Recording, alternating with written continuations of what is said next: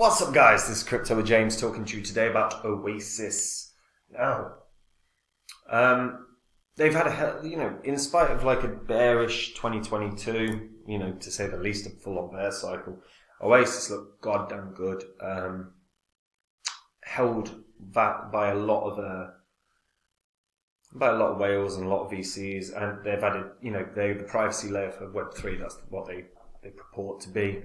But the partnerships that they built and everything that's going on with it, it looks really goddamn good for growth in the next bull cycle.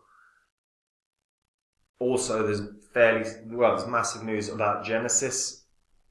It looks like we're going to see another bankruptcy filing as soon as this week. Would not be surprised to see that result in another sort of market decline, particularly given that Genesis would impact, or Genesis requiring that would impact potentially Grayscale as well as obviously Digital Currency Group. So we're going to have a look and see what the ramifications of that will be. Before I get into it though, guys, if you're new to the channel, these are the first 26 coins that I spoke about on the channel. They're also the first that I owned when I made the channel. Had you just put in $100, just 100, into each of these coins when I released videos about them, and you were still holding them, you never sold them, just held them for a few years, did everything wrong, you'd still be in profit for around 10k, doing everything wrong.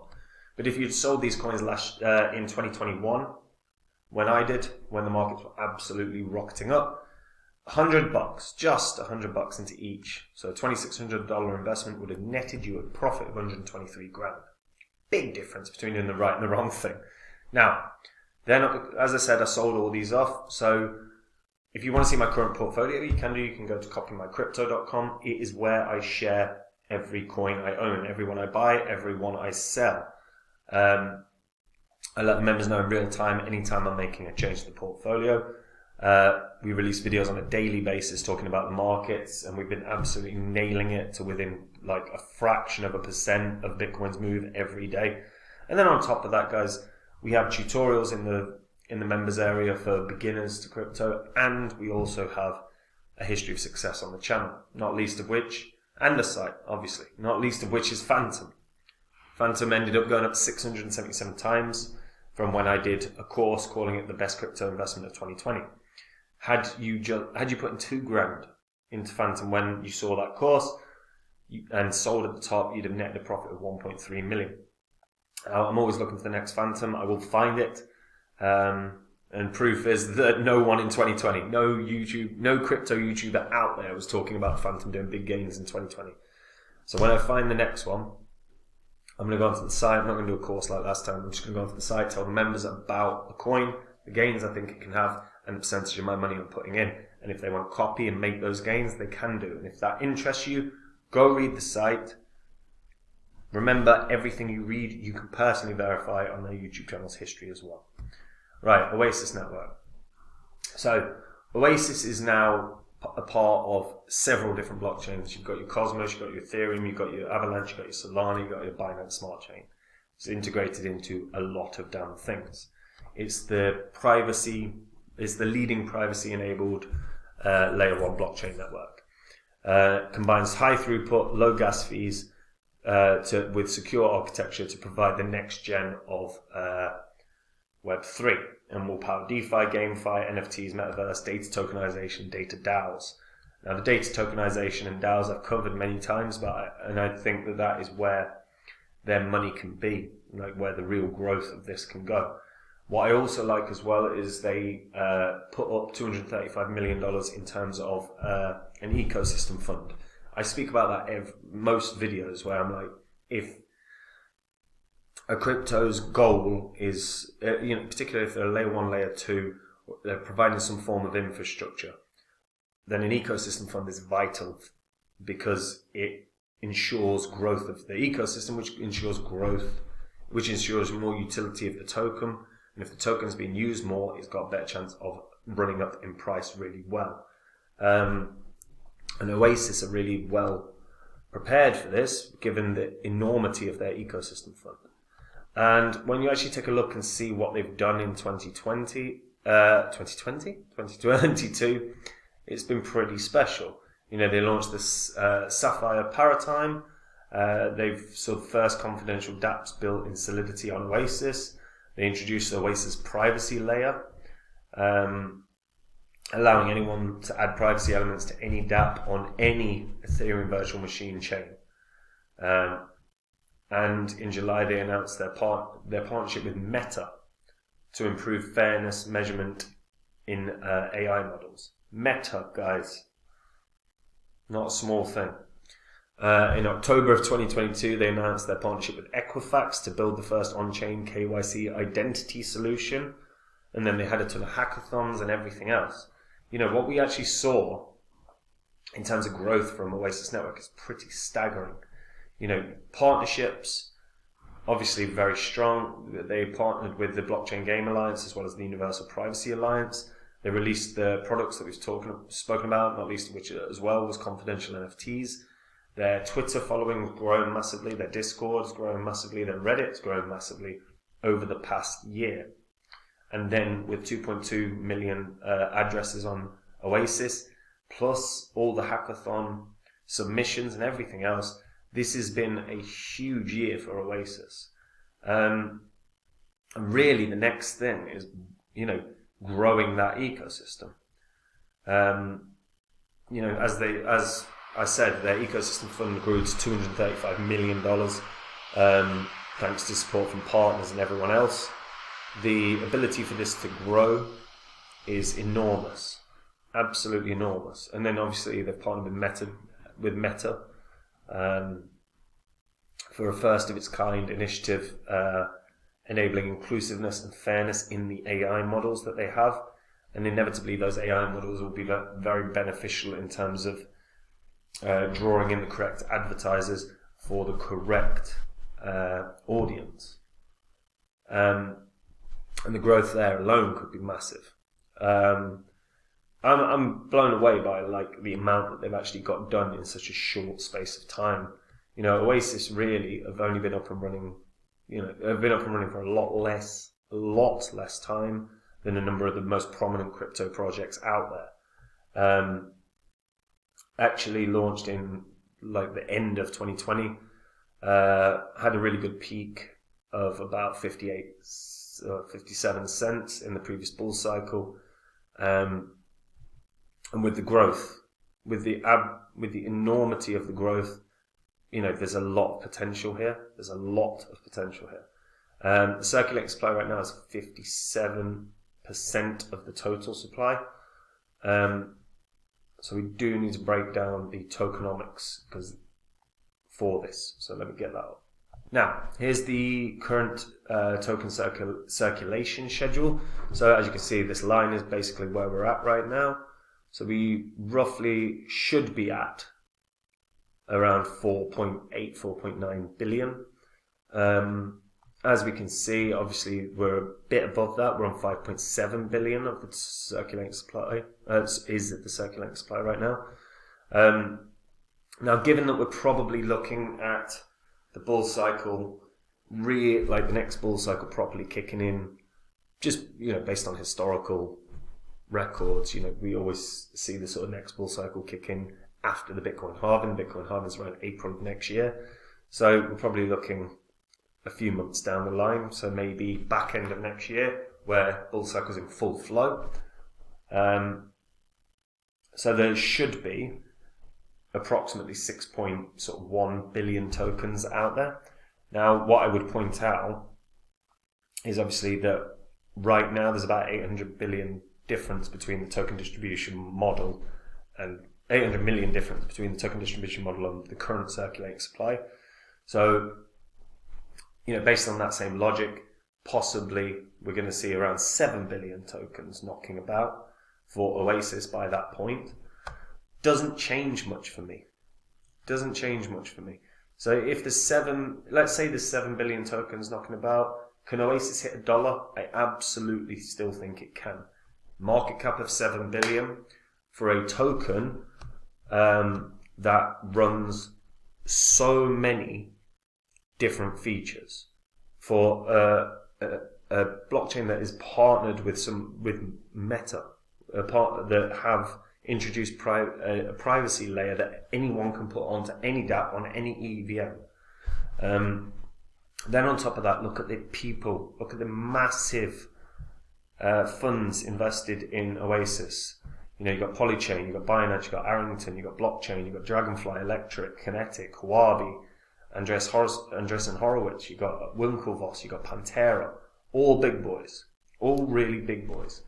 And Oasis is one of the most held cryptos by VCs. I think of those coins that are not Bitcoin or Ethereum, of the altcoins, excuse me, I've been trying to get that. Polkadot is the most held, but then after that, I believe it's Oasis. I will double check that. But yeah, so what can it do? I think it can do $1. I really do think it can do $1. I don't think that's going to be an issue for Oasis Network. And in terms of the funds, as I've said, you know, with 7 billion, does that make a massive difference? Probably not. They've had huge backing from huge people because what they're providing actually has real utility. The fact that it's got legitimate utility, the fact that they've grown their ecosystem to be pretty damn impressive already, you know, in a short space of time, and combine that with the fact that they've got that enormous ecosystem fund.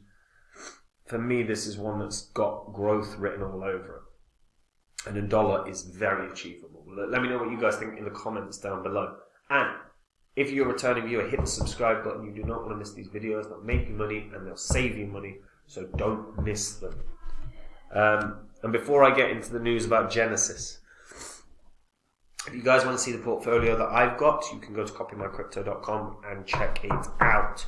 On the site, I share with the members in real time anytime I buy or sell a coin. I release videos on a daily basis talking about the markets where we've nailed it month in and month out for the last 3 months to such an accurate degree. It's insane. We've got tutorials set up for beginners. If you're a beginner in crypto and you don't really know where to get started, those tutorials will help you along the way. And we have a massive and public history of success on both the channel and the site.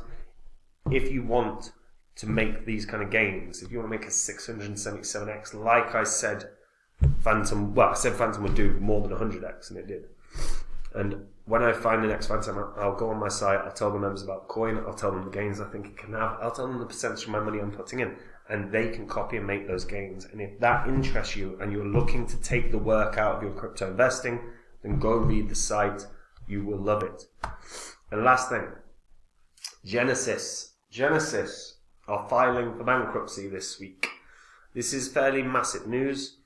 So they are a crypto broker, and according to people familiar with the matter, they are filing for bankruptcy as soon as this week. So it could be today, it could be tomorrow, it could be over the weekend. And a filing would make Genesis the most recent crypto casualty of, you know, prior to FTX. Genesis and its owner, SoftBank-backed crypto conglomerate Digital Currency Group, have been in negotiations with creditors since mid-November.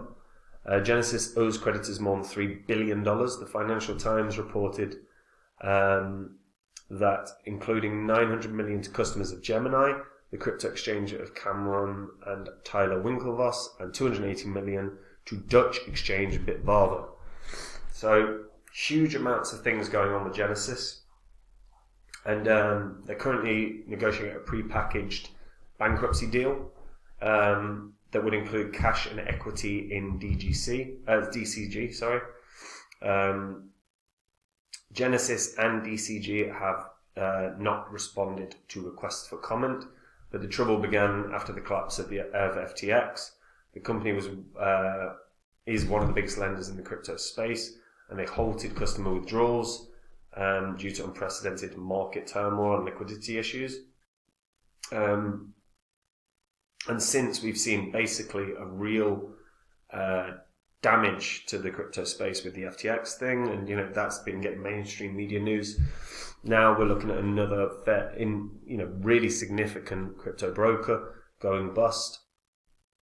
The Winklevoss twins even called for Digital Currency Group to sack their CEO, Barry Silbert, accusing him of bad faith tactics in negotiations with creditors. Unfortunately, this is at this point it feels pretty commonplace when you look at bad faith actions of Celsius, of BlockFi, of FTX, just to name a few, and there's been more.